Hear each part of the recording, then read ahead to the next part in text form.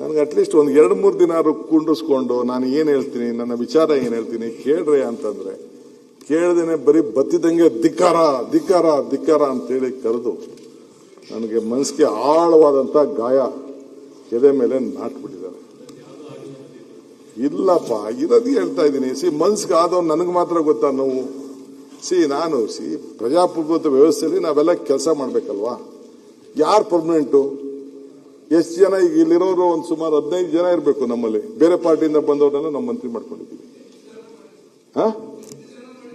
ನೋಡಿ ಅವ್ರ 8 ಜನ.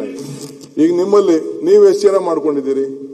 ಈಗ ಸೆಂಟ್ರಲ್ ಮಿನಿಸ್ಟರ್ಸ್ ಅಲ್ಲಿ ಎಷ್ಟು ಜನ ಬೇರೆ ಪಾರ್ಟಿಯಿಂದ ಬಂದವ್ರು ಮಾಡ್ಕೊಂಡಿದ್ರಿ? ಸೊ ಪಾಲಿಟಿಕ್ಸ್ ಅಲ್ಲಿ ಇವೆಲ್ಲ ಆಗದೆ, ಇದೇನು ಪರ್ಮನೆಂಟ್ ಏನಿಲ್ಲ. ಇದು ಯಾರನ್ನು ಯಾರ್ಯಾವ ಟೈಮಲ್ಲಿ ಏನೇನು ಆಗ್ತಾರೋ ಅಂತ. ಈಗ ಯಡಿಯೂರಪ್ಪನವರು ಬೇರೆ ಪಾರ್ಟಿನೇ ಕಟ್ಟಿದ್ರು. ಅವರು ತಿರ್ಗಾ ಬಂದು ನೆಕ್ಸ್ಟ್ ಟರ್ಮ್ಗೆ ಈ became A chief minister. So ಏನೇನು ಭಾಷೆ ಆಗಿತ್ತು, ಏನೇನು ಮಾತಾಗಿತ್ತು ಅಂತ ಎಲ್ಲ ಕೂಡ ನನಗೂ ಅರಿವಿದೆ, ದಾಖಲೆಲಿದೆ. ಸೊ ಅದನ್ನು ನಾನು ಯಾರನ್ನೂ ಅಳಗಳ್ದಿಲ್ಲ, ಅವ್ರನ್ನ ಟೀಕೆನೂ ಮಾಡಾಕಿಲ್ಲ. ಇಟ್ ಈಸ್ ಸಂದರ್ಭಿಕವಾಗಿ ಅವರವರ ಬದುಕಿನಲ್ಲಿ ಅವ್ರ ರಾಜಕೀಯದ ಏನು ಕೆಲವು ಛಲ ಇರ್ತದಲ್ಲ, ಆ ಛಲದಲ್ಲಿ ಅವರೆಲ್ಲ ಹೋರಾಟ ಮಾಡ್ಕೊಂಡಿರ್ತಾರೆ. ನಿಮಗೂ ಅನಿವಾರ್ಯತೆಯಿಂದ ವಾಪಸ್ ನೀವು ತೆಗೆದುಕೊಂಡ್ರಿ, ನೀವು ಮಾಡಿದ್ರಿ, ಬಹಳ ಸಂತೋಷ. ಅವ್ರದ್ದೇ ಆದಂತಹ ರೀತಿ ಕಾಂಟ್ರಿಬ್ಯೂಷನ್ ಮಾಡಿದ್ದಾರೆ, ಅದಕ್ಕೇನು ನಮ್ದಿಲ್ಲ. ಬಹಳ ಹಿರಿಯರೆಲ್ಲ ಈ ರಾಜ್ಯದಲ್ಲಿ ಕಾಂಟ್ರಿಬ್ಯೂಷನ್ ಮಾಡಿದ್ದಾರೆ. ನನ್ನ ಮೊನ್ನೆ ಅಸೆಂಬ್ಲಿ ಕೌನ್ಸಿಲ್ ಅಲ್ಲಿ ಬಹಳ ದೀರ್ಘವಾಗಿ ಆ ವಿಚಾರನೆಲ್ಲ ಮಾತಾಡಿದ್ದಾರೆ. ಇಲ್ಲೂ ಕೂಡ ನೀವು ಕೂಡ ನಿಮ್ಮ ಕಾಲದಲ್ಲಿ ನಿಮ್ದೇ ಆದಂತ ರೀತಿಯಲ್ಲಿ ನೀವು ಕಾಂಟ್ರಿಬ್ಯೂಟ್ ಮಾಡಿದ್ರಿ.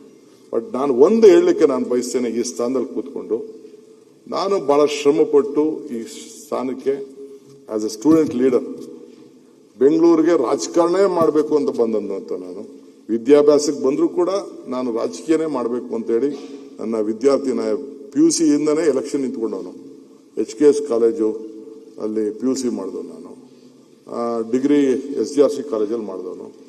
ಆಗಿಂದನೇ ವಿದ್ಯಾರ್ಥಿ ನಾಯಕನಾಗಿ ನನಗೆ ನಮ್ಮ ಪಕ್ಷ ಆವತ್ತಿನ ಕಾಲದಲ್ಲೂ ದೇವೇಗೌಡರ ಮೇಲೆ ಎಲೆಕ್ಷನ್ ನಿಂತ್ಕೊಳ್ಳಿಕ್ಕೆ ಅವಕಾಶ ಮಾಡಿಕೊಡ್ತು. ಬಹಳ ಚಿಕ್ಕ ವಯಸ್ಸಲ್ಲೇ ಬಂಗಾರಪ್ಪ ಅವರು ಹಾಗೆ ನನಗೆ ಅನೇಕ ಹಿತೈಷಿಗಳು ಹೇಳ್ತಾ ಇದ್ರು, ನೀವು ಜಾಸ್ತಿ ದಿನ ಇರುವುದಿಲ್ಲ, ಮದುವೆ ಬೇರೆ ಆಗಿರ್ಲಿಲ್ಲ ನನಗೆ.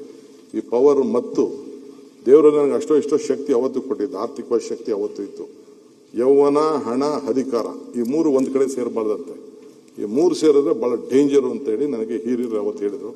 ಆವತ್ತಿಂದನೇ ಸ್ವಲ್ಪ ನಾನು ನನ್ನ ಪ್ರತಿಯೊಂದು ಸಂದರ್ಭದಲ್ಲೂ ಕೂಡ ಆ ಸ್ಥಾನನ ಯಾವ ರೀತಿ ಗೌರವವನ್ನು ಮಾಡ್ಕೊಳ್ಬೇಕೋ ಮಾಡ್ಕೊಂಡು ಬಂದೆ. ಇವತ್ತು ಈ ಸ್ಥಾನದಲ್ಲಿ ಏನು ಕೂತಿದ್ದೀನಿ, I am telling you with wholehearted, my mind is very clear.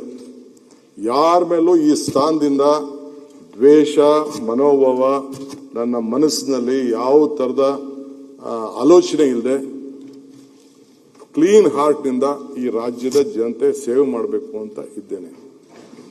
ಅದನ್ನ ಯಾರಿಗೂ ಕೂಡ ನಿಮ್ಮ ಮೇಲೆ, ಬಟ್ ಪಾಲಿಟಿಕ್ಸ್ ಅಲ್ಲಿ ಹಂಗಂತ ಹೇಳ್ಬಿಟ್ಟು ದುರುಪಯೋಗ ಆಗಬಾರ್ದು. ಕನ್ಸ್ಟ್ರಕ್ಟಿವ್ ಅಪೋಸಿಷನ್ ಬೇಕು, ನಿಮ್ ಟೀಕೆ ಬೇಕು, ಅವ್ರದ್ದು ಬೇಕು, ನನಗೆ ಅವ್ರ ಸಲಹೆನೂ ಬೇಕು, ನಿಮ್ ಟೀಕೆನೂ ಬೇಕು. Let us fight for this in the interest of the state. ನಾವೆಲ್ಲ ಸೇರಿ ಒಟ್ಟಿಗೆ ಕೆಲಸ ಮಾಡೋಣ.